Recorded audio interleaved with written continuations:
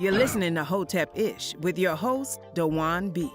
Intelligent ish talk, intelligent shit talk, where we balance the profound with the profane. Political satire, celebrity and expert guests, information and entertainment, conversation and solutions. Leave your feelings at the door.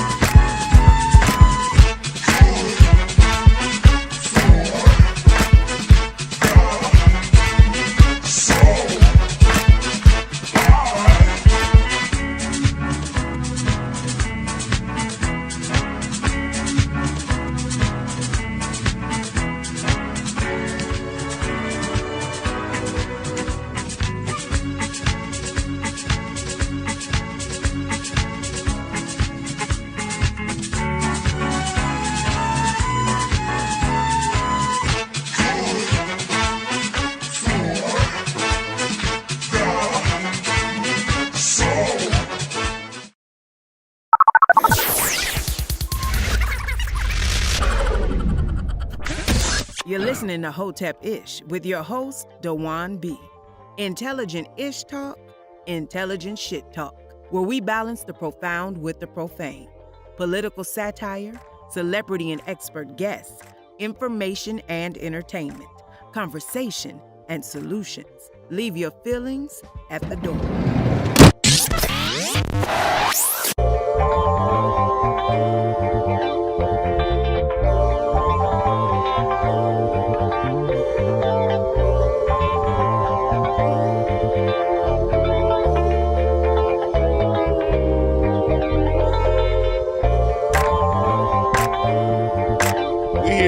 We here. Yes.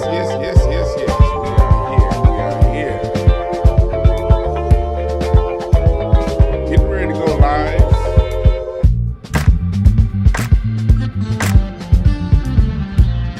Getting ready to go live.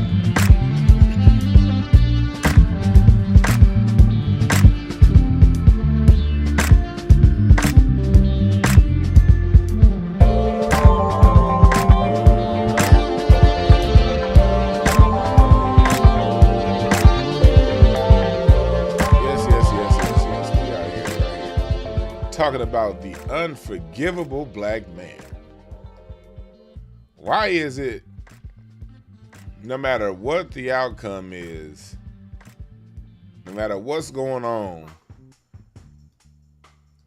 if a black man is accused of something or someone say we made one step wrong, if a nigga chooses not to wipe his ass correctly on a Tuesday, why does that follow him through death? And why are we the only ones that get this treatment? And how black people perpetuate this treatment in-house. As if we some fake ass white folks or something. Thank y'all for joining me. Thank y'all. What's up, Trauma? What's up, Highway J? What's up, Mickey Knox? What's up, Sincere Love to God? What's up, Larry? Yeah, we here. Yeah, I'm glad y'all love that theme song. I'm glad y'all do. I had to make my coffee because I'm getting into this. You know, I had to do the wake and bake. Sunday morning, I gotta go to my church of man cave, and roll up a nice, good hemp blunt, grape flavored.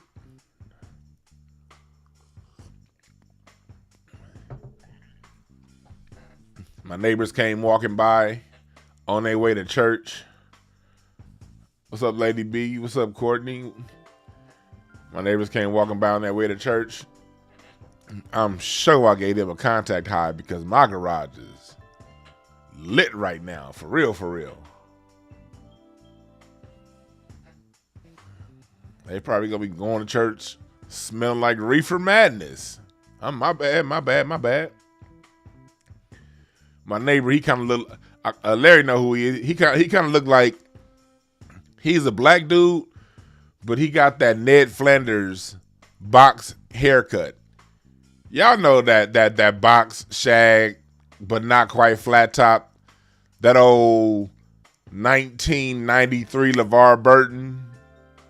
Yeah, it's 2021, and one of my neighbors still got one of those. That old the daddy from Bobby's World. That flat shag. It's in 2021. And this nigga got a Ned Flanders. Well, he cool. He a cool ass neighbor though, man. He got an Asian wife. I call they child Lion Woods. Cause he look like a little Lion Woods, You got the Ned Flanders Negro with his Asian wife, but they good people, man. I like that. I got some, all but one. I got some dope neighbors. All but one. Yeah, this nigga got a Ned Flanders.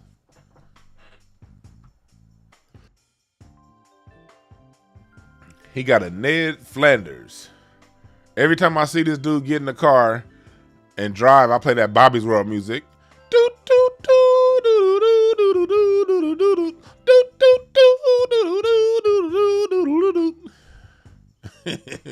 Like, how you a nigga with a Bobby's World?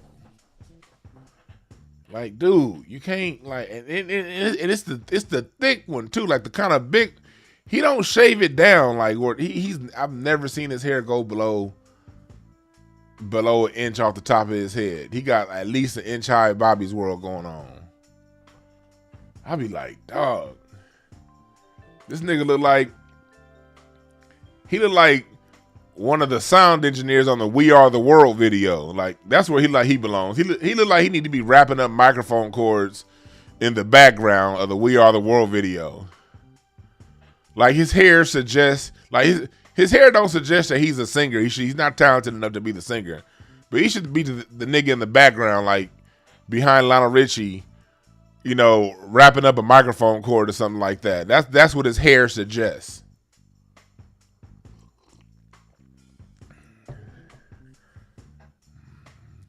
I judge niggas by their hair, man. I hate bowl cuts, I hate shags, and I hate mullets. If you have a bowl cut, if you have a shag, if you have a mullet, or if you have one of these 1987 Alexander O'Neal's haircuts, I'm gonna judge you every time.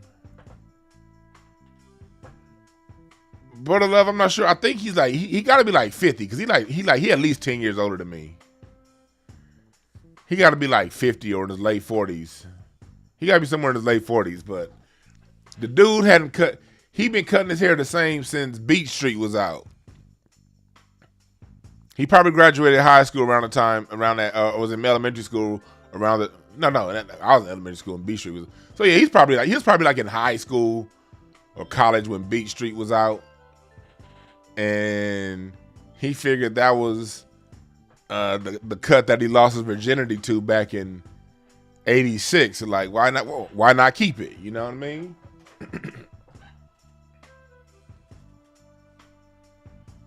This nigga got. He looked like he probably the sound engineer at church. You know what I mean? All them niggas that was popping back. You know what church is. Church is a room full of people that was popping back in the 80s. You know? And no disrespect to people that go to church. I used to go all the time. I went every Sunday until my early 30s and then started to see life from a different perspective. So no judgment to people who go to church. But we all know what church is. Church is a room full of people that was popping back in the day.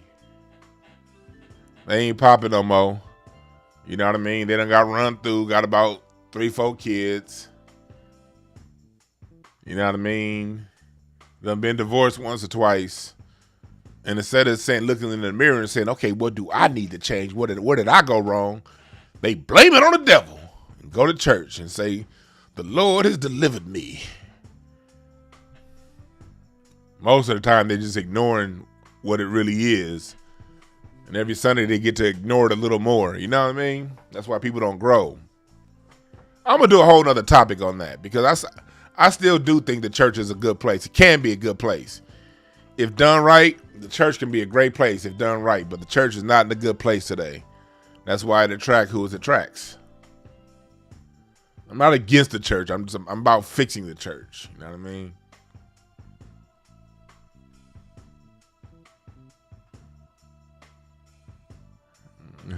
Keith Kelson called me a heathen. Hey, I might be. Hey, if I really open up to y'all about the shit that I study today, I'm sure 90% of people would think I'm a heathen. I am so 180 degrees in the opposite direction of where I was 20 years ago. Nigga, my early 20s, all through high school, all through my early 20s. I used to still club and party a lot and play the drums at night. I'll play the drums in nightclubs until like 2 a.m, go to an after party, hang out, run through a chick's house, leave about 6 a.m, rush home, take a shower, and be right at church at 8 a.m. on the drums. This was like almost every Saturday and Sunday through my early 20s. I almost never missed church on Sundays to play the drums for 2 services. All through my 20s. Only time I missed church to play the drums was if I was out of town in Vegas or in Miami or somewhere. But if I was in town, no matter how late I partied the night before, no matter what I was doing the day before, I was gonna be in church Sunday morning on them drums.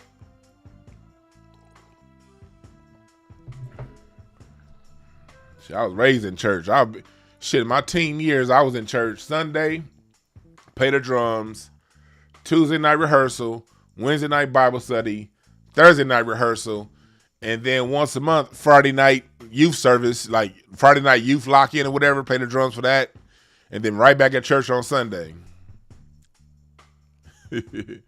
Hey, Keith, you're right. Everybody's a gangster in church until Aunt Essa show up and them church ladies. You goddamn right about that.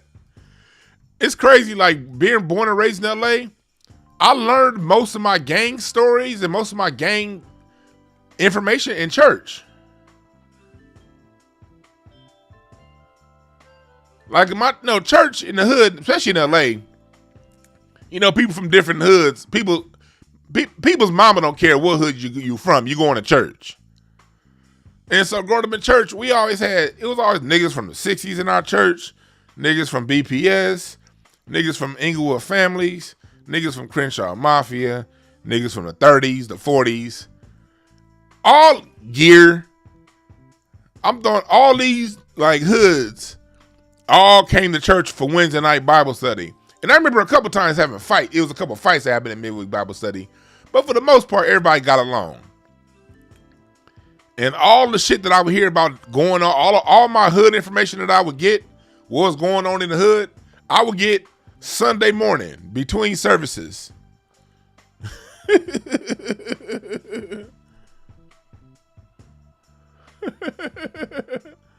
Yeah, man.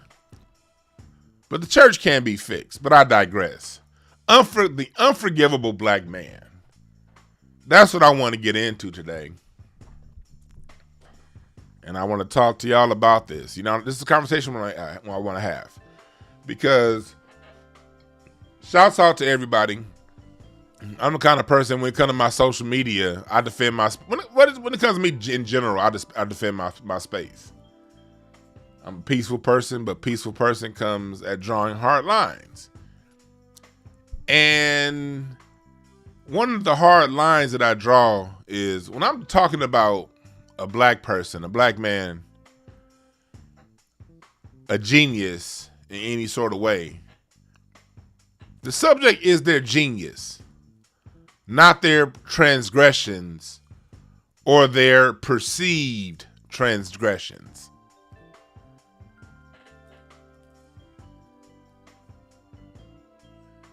I put up a post about Ike Turner, talking about how he's been misperceived, especially over the last 30 years since that movie came out. And then Tina Turner re-upped a couple years ago and did another documentary. You tell she's hard up for cash. So she's talking about this man long after he's dead, still talking about stuff without teaching us anything new that we learned in the movie, without too much telling her side of it. So anytime you talk about Ike Turner these days, people always want to bring up what they saw in that movie or heard in that documentary. And I'll be like, look, we know he's done bad things. We know this. But why does that always have to come up when we're talking about it? Why is it every time we get to discussion of black man's genius, it's someone that wants to come in, well, they said he did a whoop-de-wimp and a whoop-de-wimp. Look, everybody has their light side and their dark side. Everybody's done things, and oftentimes people have done things that have never done the things that they're accused of, like Michael Jackson, for instance. You talk about Michael Jackson, people want to bring up accusations that he's beat for over 30 years.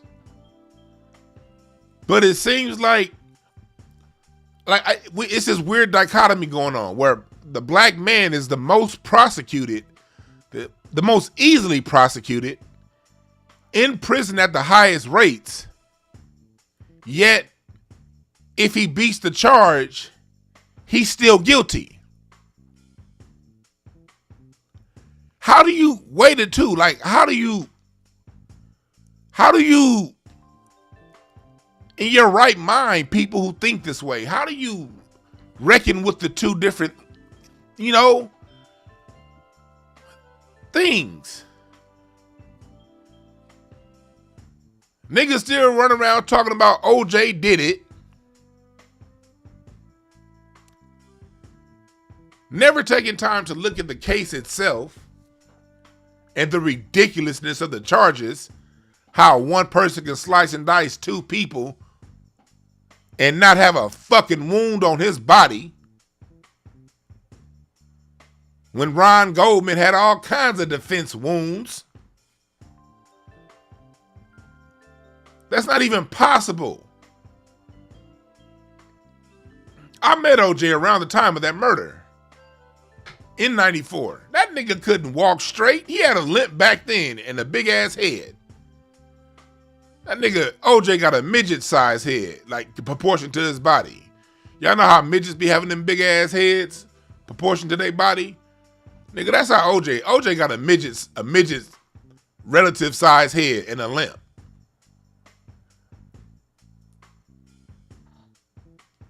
But they can't talk about the man without talking about what white folks say he did. I've done whole shows on OJ. We can get into that later. But back to Ike Turner.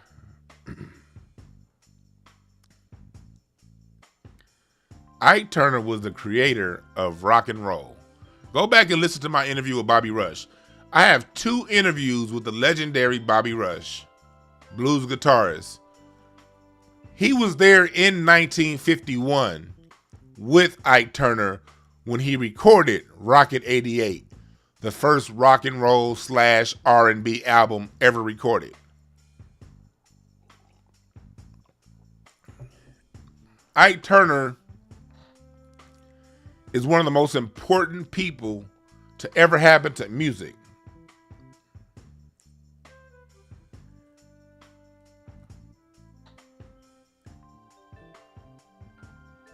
If Ike Turner didn't exist, there's a good chance hip hop doesn't exist.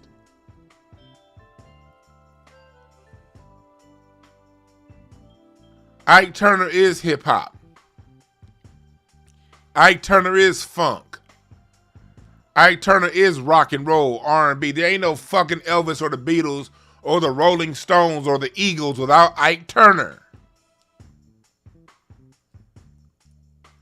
And I should be able to say that without someone saying, well, now, he did beat up his wife now. The fuck that got to do with the music? And it trips me out because this is what we do to one another as black folks. This is something that we can clean in-house, because a key component in life is, a key truth in life is, you teach people how to treat you. That's true on an individual level. That's true with your family bloodline. That's true with your racial category. That's true with the business that you run and operate. You train people how to treat you. You want people to be on time? Then you need to set the example and be the one that's always on time. You want your business to be taken serious? You do things on time. You write good checks.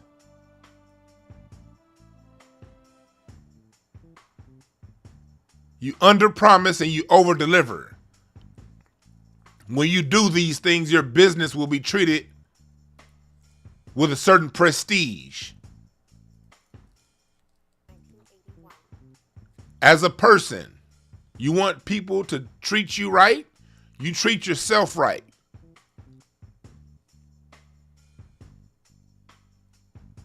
You say what you mean, and you mean what you say.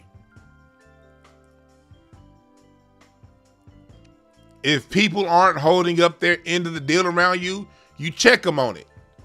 If they don't want to fix it, you dump them and move to the next one.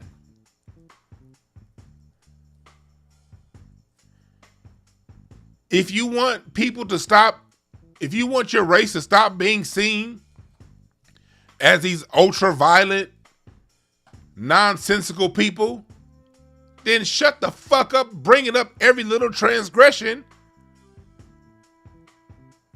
when the conversation is greatness.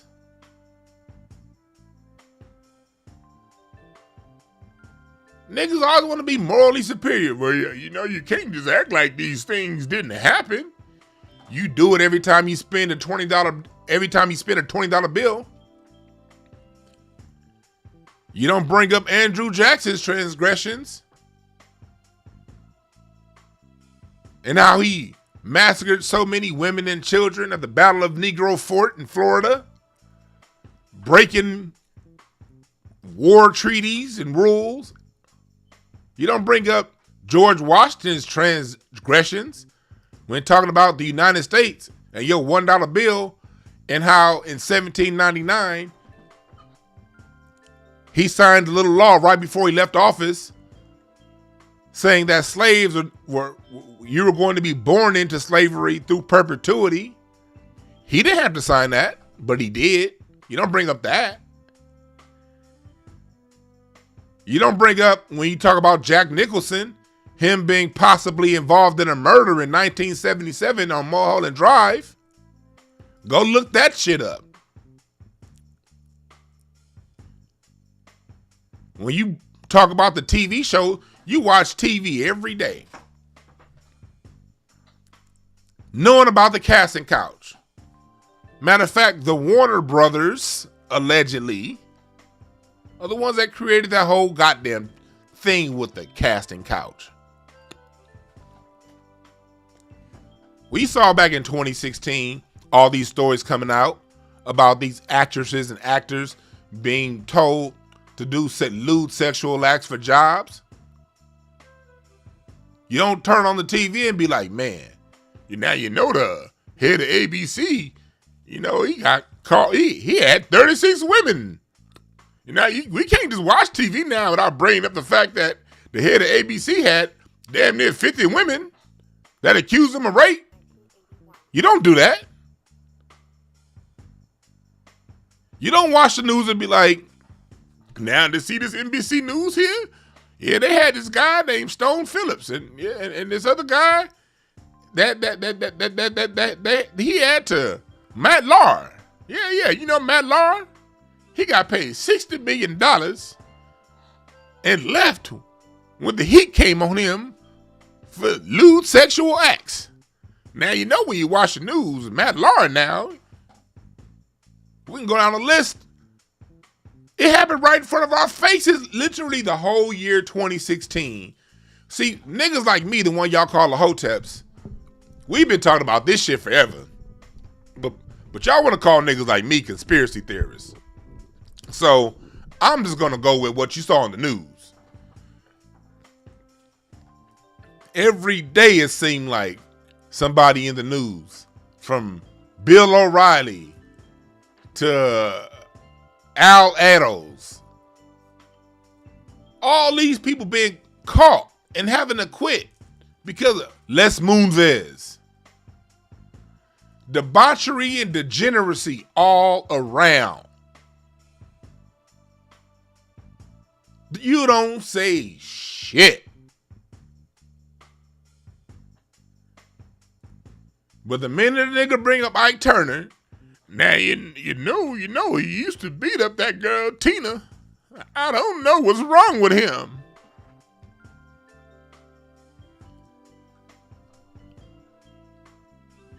The fuck is wrong with you niggas? My thing is this. I respect you. If you're gonna be that way, then be that way. Bring up the fact, okay, if you're gonna be that way, then okay, every time you turn on Disney, bring on the fact that allegedly Walt Disney was a fucking Nazi, allegedly. Talk about that. Talk about how racist Walt Disney was. How he didn't allow black people to even work at his park. How when he visited one of his parks, he fired an Indian dude, a dude that was actually from India, because he thought he was black. Talk about how Walt Disney created these characters. Go back and look at, matter of fact, one day I'm going to do a show on imagery and how these different images, something that was created and perfected by Walt Disney, from the hulking figure to all these different images and cartoons that are racially motivated to create perceptions in your mind about different groups of people. Talk about how because of Walt Disney, allegedly, the doll test, children by the age of 5 see a white doll as more important than a black doll because of the fucking cartoons that they watch. Talk about that if you're going to talk about it. You're going to wait till we get way down to Ike Turner or Michael Jackson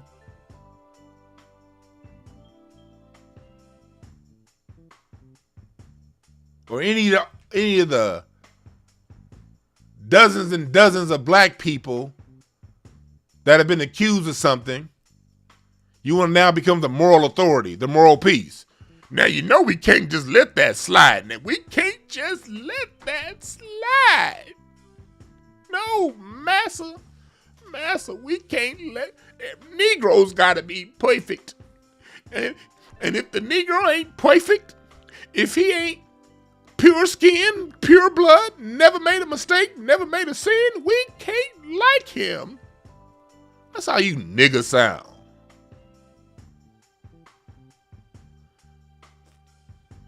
If the nigga didn't walk on water, feed the homeless, solve homelessness, wasn't part of your preferred religion or subdivision of religion. Well, I liked him now, but he was Southern Baptist, man. I'm Protestant. I don't know about them Southern Baptists now. Same goddamn religion. He still got a problem with them. Nigga done said everything you need to free yourself. Well, he did cheat on his wife now. You can't listen. He cheated on his wife. You niggas is fake.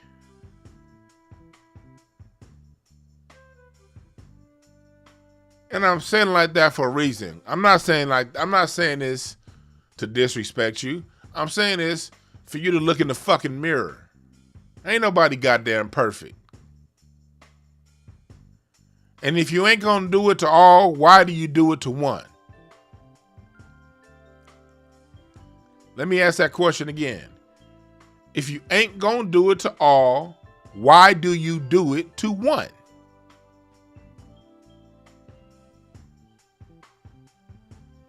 Governor Gavin Newsom, back in the 90s, got caught up in a bathhouse scandal. And that shit got swept under the rug quick.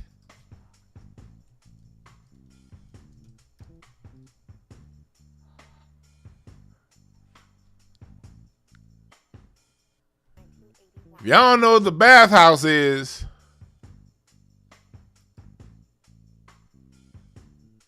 that's where them boys up in San Francisco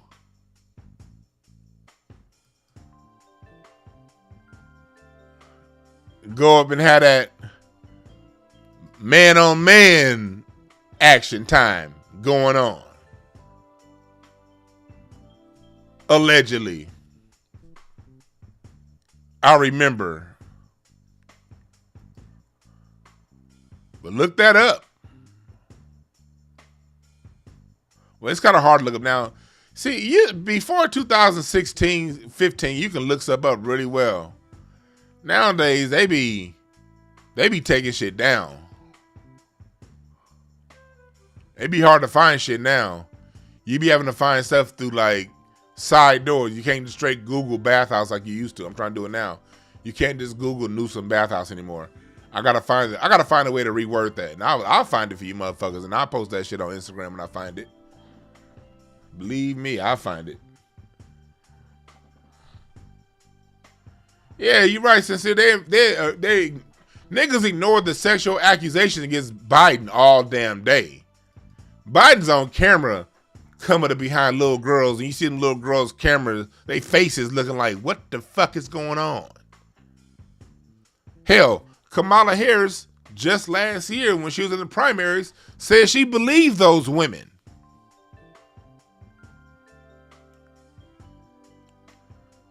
So if you ain't going to do it to all, again, I ask, if you're not going to do it to all, why do you do it to one? Why do you do it to just black men? It feels as if, you know, the reason why I have that statement when I end every show with, there are no perfect messengers, only perfect messages for those who are willing to listen.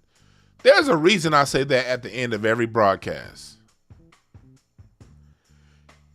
Because it's obvious. Nobody's perfect. You will get the completely perfect message from a bum on a sidewalk if you open to it. Sometime his pain and his mistakes, he may have a moment of wisdom. He may have an epiphany, a thought that he concluded based on the mistakes that got him in the position that he's in. But you'll hear something that vibrates, and we all know when something vibrates with us. We feel it in our soul, we feel it in our spirit. And you also feel when something doesn't vibrate with you. We've all been told things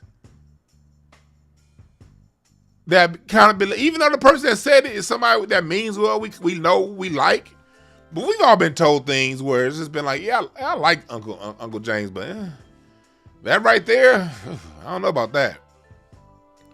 And we've also been told things to where once it got said, it kind of knocked us on our ass. Like, oh, damn, okay, all right, yeah, yeah, okay, yeah. You know what I'm talking about, people. I'm not the news. You know exactly what I'm talking about. That's the part that you have to listen to. That's the voice that you have to listen to. When you get told something, that's right, CT Reed. When you get told something, you gotta go with what you feel. Because at the same time, a message may have hit you a certain way, but the person right next to you, it didn't. It didn't. It just kind of was some words. That's why it's so important. That's why I always go back to know yourself. Know yourself. When you know yourself, when you trust yourself, you'll be able to decipher the difference between real shit and bullshit real easily, too. There are no perfect messengers. Elijah Muhammad had a whole bunch of wives and all kind of debauchery going on with his personal life. But I'll tell you this. He created an organization. They say you judge a tree by the fruit it bears. He created an organization that gave us Malcolm X, Muhammad Ali, Farrakhan, Khalid Muhammad, Scheherazade Ali. It's a pretty good record right there. Pretty good record. Am I a Muslim? Hell no. I still eat pork. And even if I didn't, I'm not putting a part inside my head. I'm not going to be talking like, brother, hey, brother. No. Sometimes I say, hey, motherfucker. You're not going to get me with that brother talk. But I respect those Nation of Islam brothers. I remember when Nipsey died. They was out there on Crenshaw and Slauson stopping beefs before they started. One, it was a lot of love out there on Crenshaw and Slauson, so it wasn't really any beef, but you know how them folks is. They like sending in agent provocateurs to start shit. I've seen the Nation of Islam, the FOI in action around here in South Central LA. I remember the work that they put in during the riots, making sure certain black businesses didn't get touched.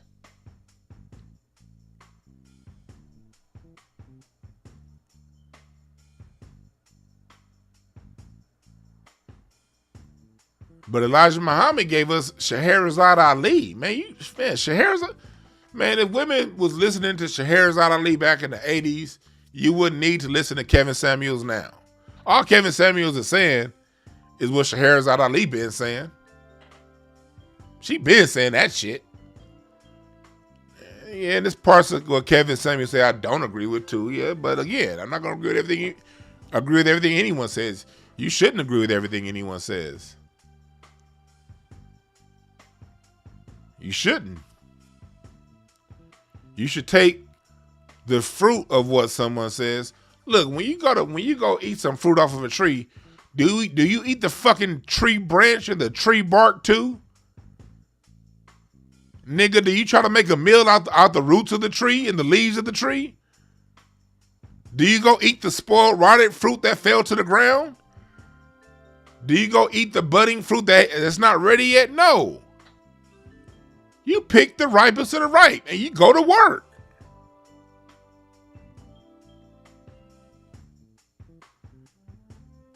It's no different with information. I listen to what some people say, and that should be like so base level to me, like so plain Jane. Well, that's because their fruit is ripe for somebody that's on a different level than me. I can't criticize that for being some low-level base information because there's people down on that low-level base that need to hear that. That low-level base information is gonna be the seed that one day elevates them to some of the information I'm trying to bring.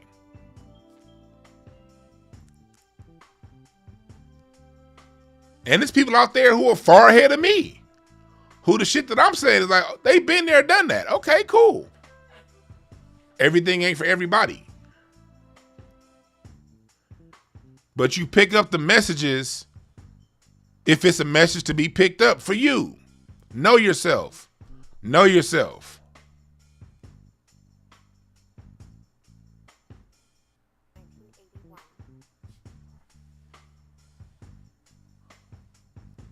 Know yourself. Again, I'll never be in the Nation of Islam, but I respect them. They gave us Malcolm X. They changed, they write it the way Muhammad Ali thought.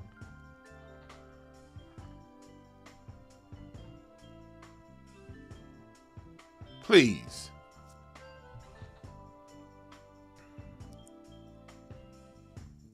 Please. You got to be able to take what's there, what information is there, because we did this as children. Think about it. We did this as children. When you were in the first grade, when you were in elementary school learning your alphabet, did it matter or did you even care what your teacher did when they got off of school?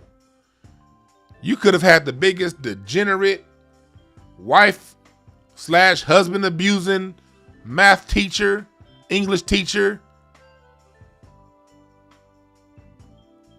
You don't know what your teachers did when they went home, what kind of people they were. But did you learn 2 + 2 or not? Did you learn algebra or not? Did you learn sentence structure and essay format or not?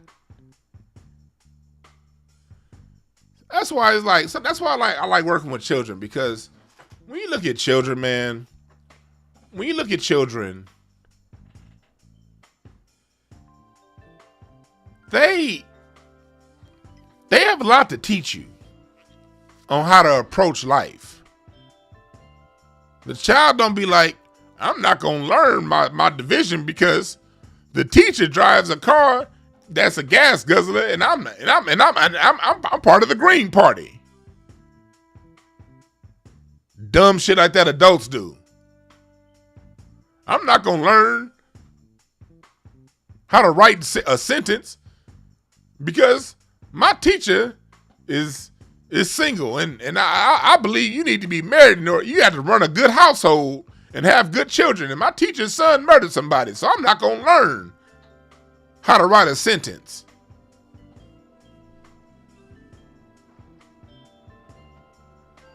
Yeah, hit the like button, hit the subscribe button. See, children are smarter than that. Children don't give a fuck about anything you got going on. Nigga, just teach me what I need to know. I only am here around you so I can learn how to do this one thing. That's what a child says.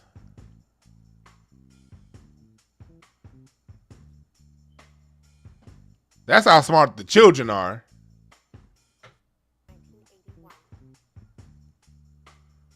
But the adults, you got a message for an adult. If the person is black, well, how's his credit? Do he love his wife and kids? Did he cheat on his woman?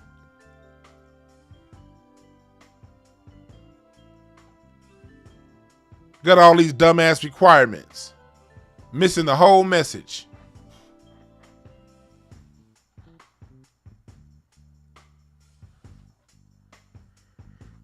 But I asked a question, why is a black male unforgivable? Why? Why do we allow that to happen? Why does this casually come up in our conversation? Like when we talk about Ike, no one ever brings it. Go listen to my interview with Judge Joe Brown. I did 2 interviews with Judge Joe Brown. And on both interviews, Judge Joe Brown broke down Ike Turner. He knew Ike Turner well also. He talked about some of the things that he was dealing with. How in that house, it was mutual combat. These ain't my words. These Judge Joe Brown's words. Go look at that interview I did with Judge Joe Brown.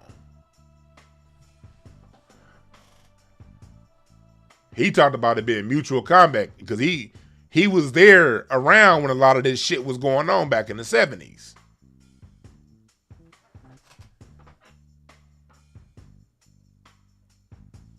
He talked about how Tina was pimping.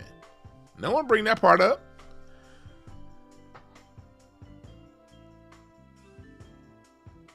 That's why, like, for me, thank you, Star, in the chat room. Star just posted the interview in the chat room. I'm not supposed to judge his Twitter. Yeah, go to Judge's Twitter. Me and Judge Brown talked about that. That's why, like, I say this. And this is, now I'm about to go into my communication coaching bag. As y'all know, my specialty is communication. Communication is key. In communication, you got to understand that. You can't, here's the reason, let me break down why I say, why they say you can't judge a situation from afar. This is why. Because you have to be able to know and understand it all in context in order for you to understand something and see it for what it is truly. You got to see the whole context.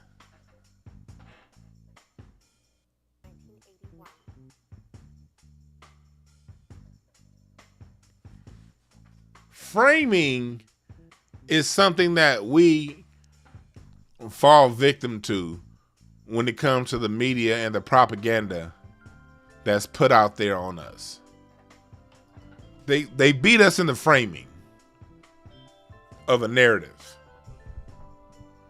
If a narrative is framed properly, I can make you believe whatever I want. That's why when I do my broadcast, I purposely sometimes, y'all know me, sometimes I'll take 30 minutes to set up what I'm talking about, depending on what I'm talking about, how detailed it may be. It may take me 30 minutes to set up a broadcast sometimes.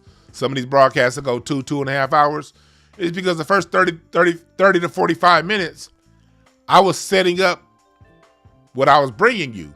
And the reason why I do that is because I want to broaden the frame of reference as wide as possible. Give you both sides of what's being said. And allow you to draw conclusions. Because I'm not trying to push any kind of narrative or agenda against you. I'm just here to bring the fucking information. I, at the end of the day, don't give a shit what you think. I really don't. That's why when people come into the comments after the show and be like, "Oh, Dwan, you said this, and I don't agree with that." I'll be like, okay. You don't agree. That's fine. Like, look, man, look. We ain't all got to agree. I don't give a shit. I just like to give information out and provide and offer a different perspective. And if you agree with it, cool. If you're neutral, cool. If you don't like it, cool. I don't give a fuck.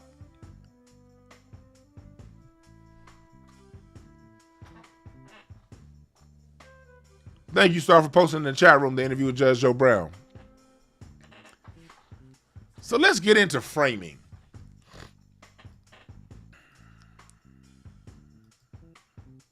Up here, you see my website, Breakthrough Advocacy Service. This is the home page of my website. Company phone number, logo, the book, buy in, don't drop out. You see the whole picture here, right? What if I did this? We're talking about my homepage. Star may be talking about this Samuel L. Jackson looking nigga over here on the right with the gray beard. And then Mr. Ishmael may point out the pretty woman right here next to him. And Lori may be talking about the lady over here on the left. Her. And someone else in the chat room, Mickey Knox, may be talking about the 712 families served. And everyone's having a conversation about this homepage right here. All right, cool. What if I did this?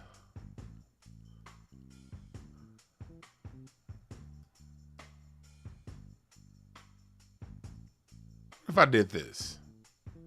Now, look at the screens. Now the picture is just basically of a little boy. Star was talking about the old Samuel L. Jackson looking dude. Now she's getting in an argument with Quan because Quan was talking about the 712 family served. And she's like, "You see the man over there? He looks like Samuel L. Jackson." And she like, "Bitch, what's wrong with you? Ain't no Samuel L. Jackson looking nigga over there." And here come Mickey Knox like, "Hold on. But what about the 712 family served?" And everyone else looking at him like, "What the fuck is you looking at, nigga? All I see is a little kid on the screen with a big forehead." And then someone else says, "What about the 100% satisfied customers?"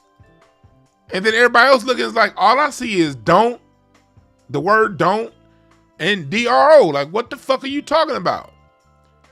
And me as the orchestrator of this propaganda, I keep bringing it in closer and closer, framing this picture, framing this frame more narrow, more narrow, more narrow.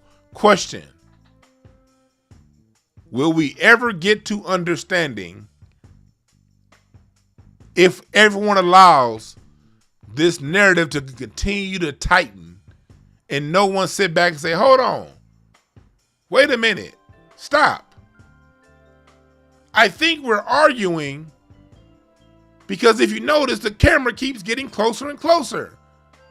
Why don't we bring it back to where it was when we started? Let's see the whole picture.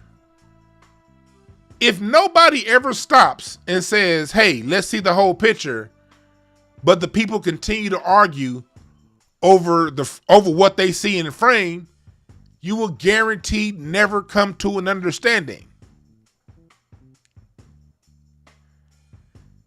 And that's how they treat the black male entertainer, especially. They narrow everything that they are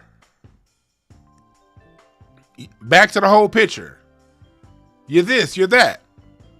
Good, bad, evil, and different. All these things. They narrow the conversation down to this one little part right here. And that's how they cause confusion through negative framing and propaganda. Because everybody got a spot on them. Everybody got blemishes. Everybody got bad. Hell, you wouldn't be human if you didn't have bad in you. Good and bad is there. Light and dark. It's all there. They're twins of the same coin. Chaos and peace are twins. Both are needed to recognize itself. You don't recognize chaos unless you understand the calm. You don't feel the calm unless you've been through the chaos. And all these things we embody as people. But what the media does is they focus on that one moment, that one time, and if it ain't no goddamn blemish, they make a blemish. Michael Jackson didn't touch no goddamn kids, so they said he did. They threw that slop on the wall and narrowed the frame down to that point of his life. Although it's been over 20 years of FBI investigations, nothing. 2 trials, nothing. Nothing on top of nothing. Secret recording tapes, nothing. So they make up some shit and frame it down to that. And every time someone comes around with a broader point of view, with a broader perspective, it's somebody that want to go back and refer to that one piece of slop. A piece of slop they didn't even put on themselves. That shit was thrown on by their fucking enemy.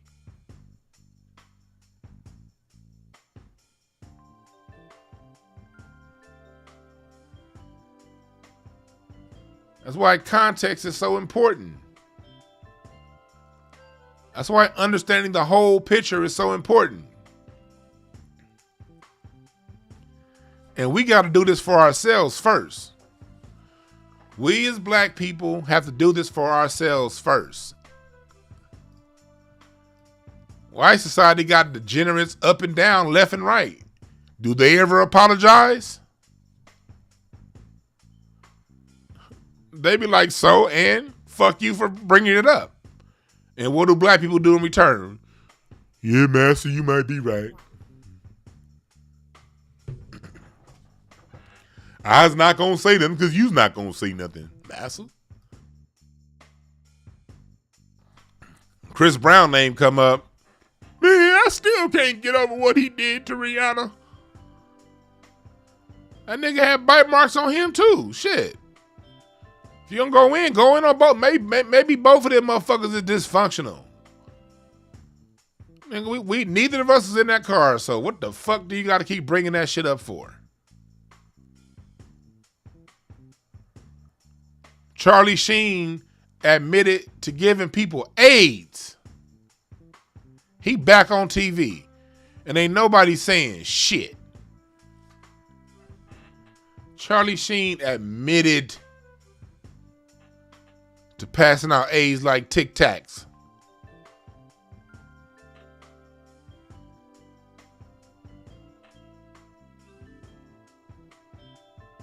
They don't say nothing, and you niggas fall right in line.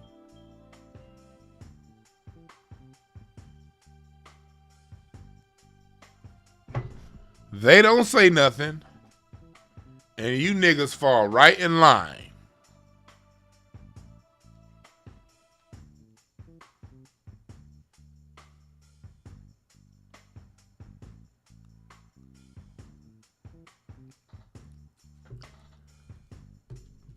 You train people on how to treat you.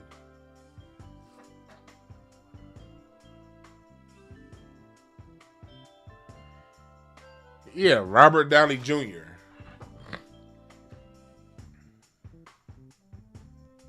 So, when I say what I have to say about a black man, and you want to come with what they did wrong, of course, no, I won't accept that in my space. Now, at the same time, if you want to do that over in your space, you got the right. I respect that. I respect that. I don't believe in invading people's space to express themselves however they feel they need to express. Unless it's one of these coon ass Negro media members. They ain't even what the fuck they believe and feel. They just doing that shit to kiss ass. I invade them niggas' spaces because they ain't shit. But over here, if I talk about a black person, a black man, and it's something that he did that you believe that he did that you didn't like, don't come talking to me about that shit. Go talk to your mama. Because I won't accept it.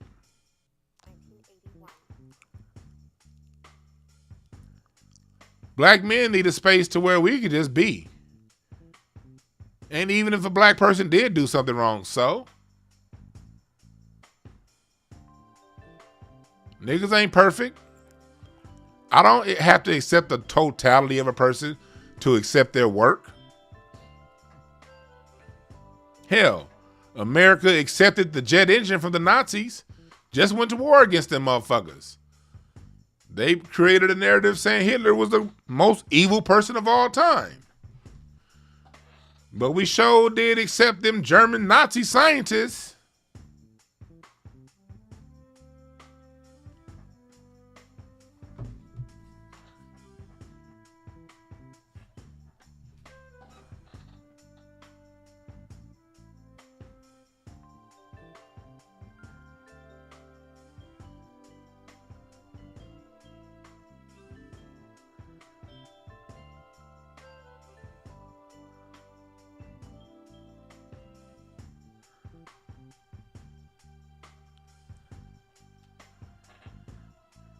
We sure did accept that.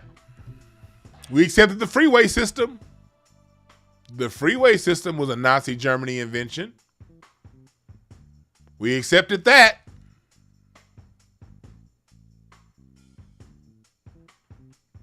We know how to accept things from uncouth people.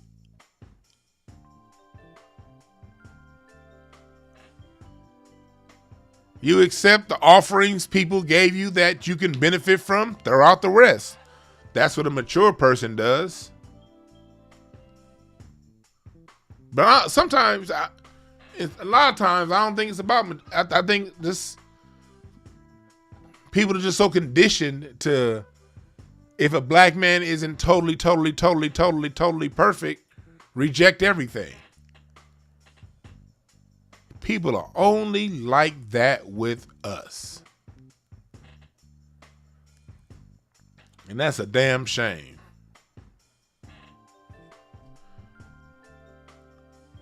You're right. We accept the Fanta Soda and Mercedes. People accept Hugo Boss's Nazi attire. People accept that.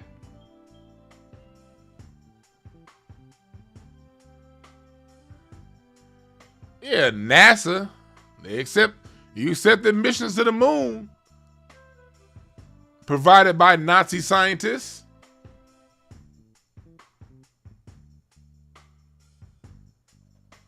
Shit. Now let's just break it all. Let's just take it down to the base level. You accept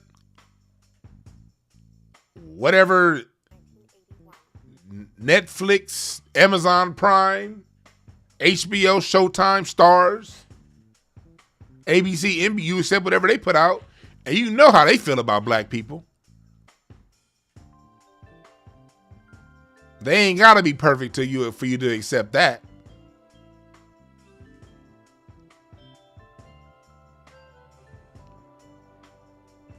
That's all I'm saying. Stop with the fake, sometimey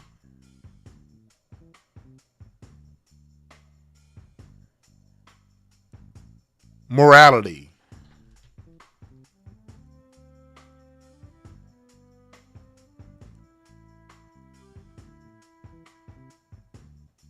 Stop it. You're right. Niggas love the King James version of the Bible. That degenerate King James. That thug. Hell, you got Catholic niggas out here. All the boy booty busting the Catholic Church do. Stories came out in France last week of them exposing all kinds of dookie activities those priests been up to. The Catholic Church ain't nothing but a dookie dugout with children.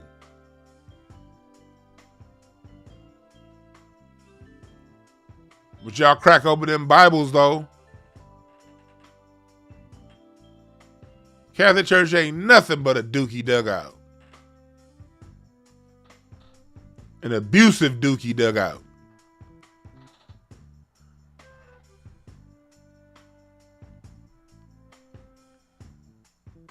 So let's just tell the truth. You do it every day, except for when it comes to black men. That ain't cool.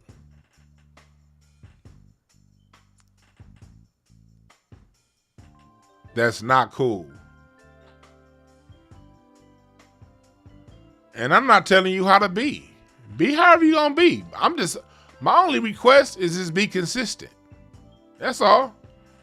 If you feel that you can't do things or respect or see people because of a couple things that you've been told they've done, then be that way.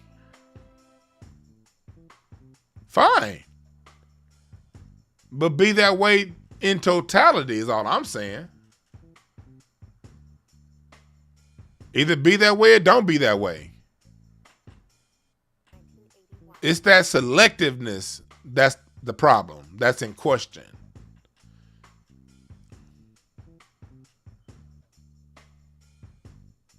That's the part that makes this whole thing what it is.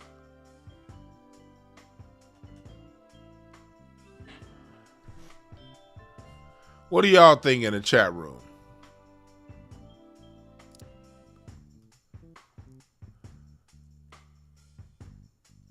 What do y'all think? Call in.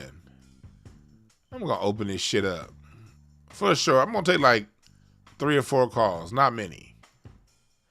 323-744-7425. I got a client a little later. You know, I still work with the kids. So I'm going out to go see one of my clients. Yeah, I'm going out on a Sunday because there's no traffic. I can see this client, say what needs to be said,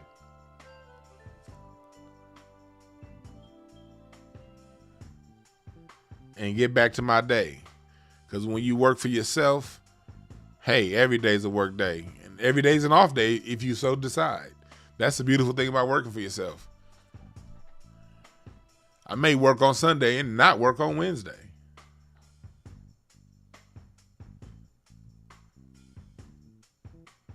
Let's see.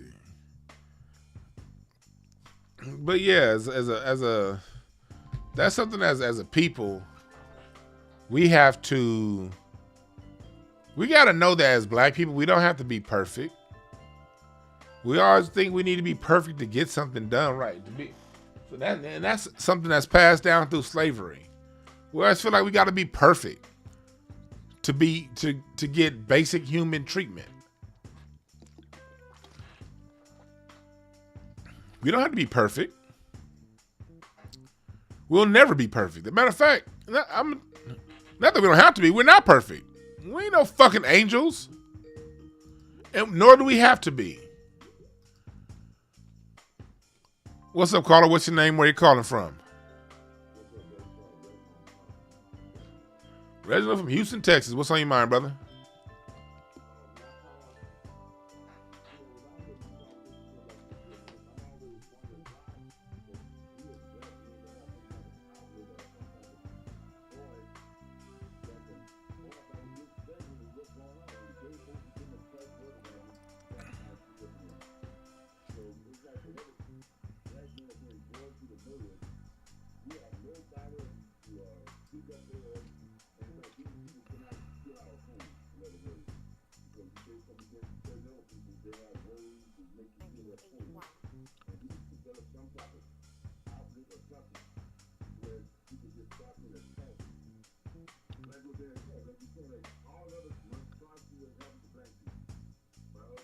Uh-huh.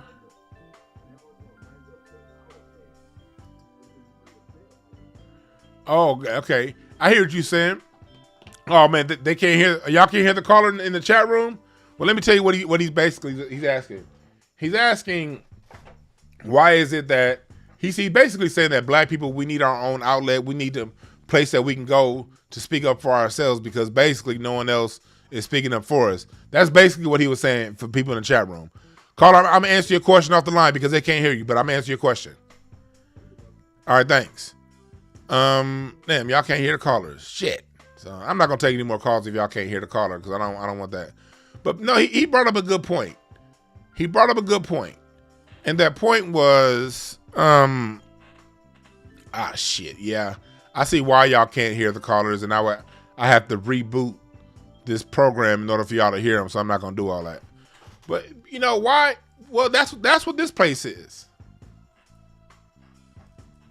He was basically saying we need a place that we can come together and talk about these things, and that's why I built this platform, specifically for that reason. And there are other platforms out there similar to mine, but the biggest thing we can do, what we need more than a platform, a centralized platform that can be kicked off of YouTube at any time. What we need is for every individual to take up that mantle. Be a party of one. Be a group of one. When people want to start berating and downing black men, be the courageous one that speaks up and says, no, we're not going to do that here. Not while I'm here. Not while I'm here. No, this person did this thing great, that thing great. No, we're not going to just talk about and just shit on black, not when I'm around. Be the party of one.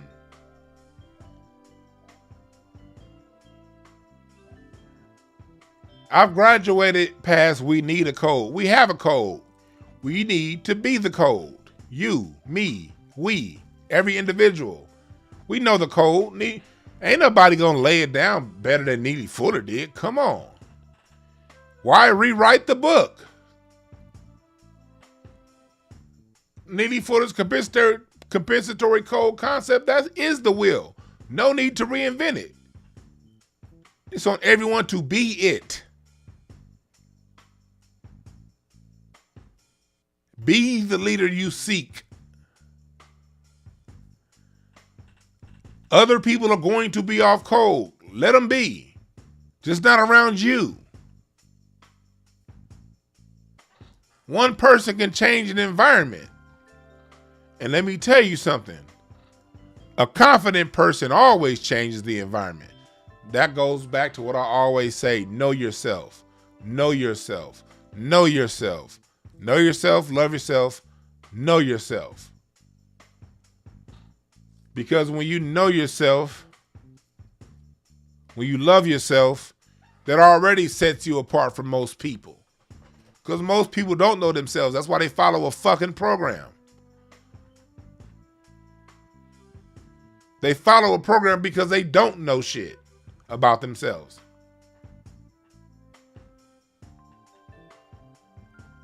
It does not cost a single dime or a dollar to be. Be who you be. You be the code. The code is you. You live the code. You being the one on code can change an environment. Because let me tell you something. These people that go around running their mouth like that, a lot of these people ain't got no sense of self. They plugged into a system. They plugged into a program. You ask them niggas 2 questions. By halfway through the answer of the first question, they sweating and frustrated because they really don't know. They just repeating a whole bunch of shit that sounded good, that they never reviewed for themselves and learned for themselves.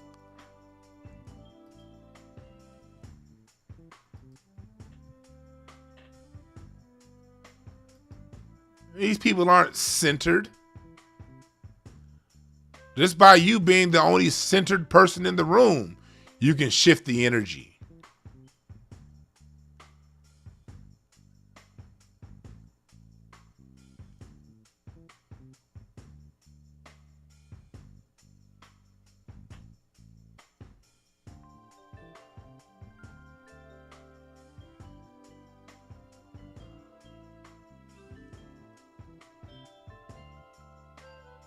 Be yourself. Be grounded in yourself. Know yourself.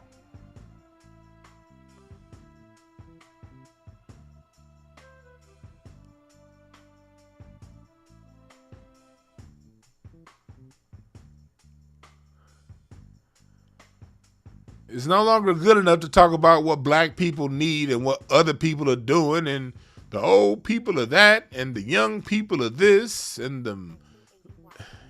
You be it. It's cool to acknowledge. It's cool to acknowledge it. It's cool to acknowledge what other people are doing or aren't doing. But to harp on it is just a bunch. That's just wasted time.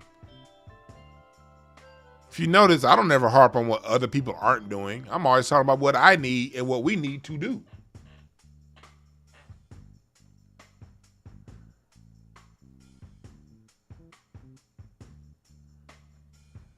You be the code.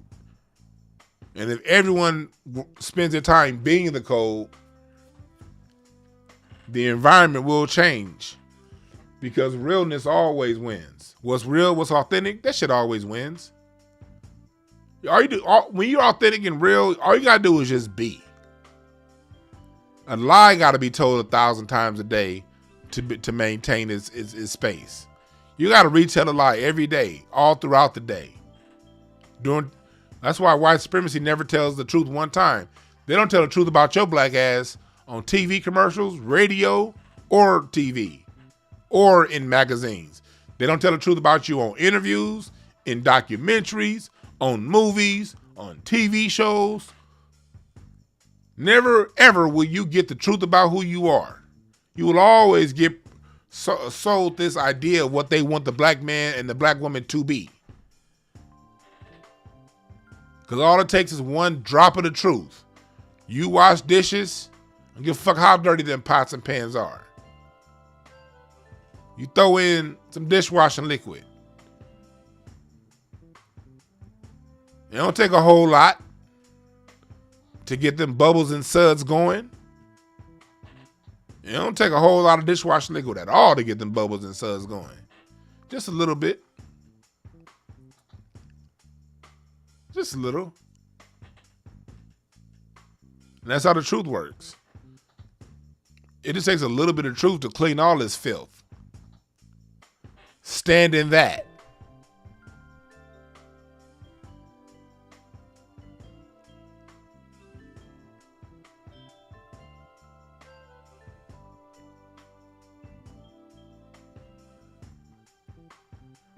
Get my self-motivation guidebook. Oh shit, thank you, Star, for posting in the chat room. Get my self-motivation guidebook.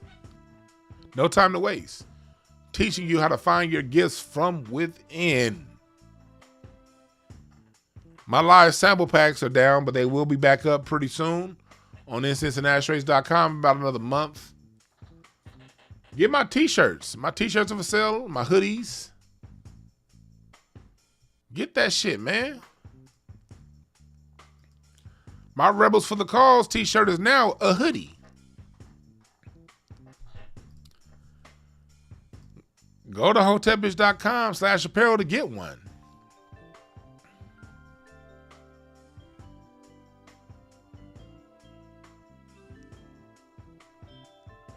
Remember that. And remember this, there are no perfect messengers, only perfect messages for those who are willing to pick up the game. My name is Dwan B. We out.